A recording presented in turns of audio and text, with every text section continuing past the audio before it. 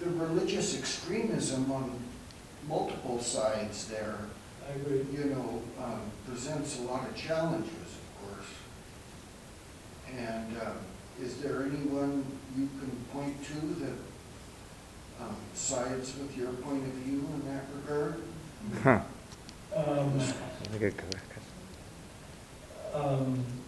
don't know. I remember reading a few years ago about some Israeli rabbi, I don't remember who it was, I'd have to look it up, who actually advocates for peaceful coexistence. And I think he's in the West Bank even, like a settler. But he would probably be a rarity. And in terms of very devout Islamic followers, I don't know if there's, I don't really know in terms of like Gaza, for example, if there's any parallel, I don't know. I'm not Hebrew speaking, so I don't read the Israeli press, except English language versions I look at now and then of late. Yeah, I wonder if you see hope for a peace and reconciliation process in Israel and Palestine similar to what happened in South Africa?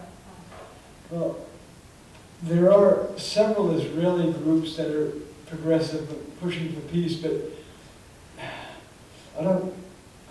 I doubt they have very much numerical support in terms of the population.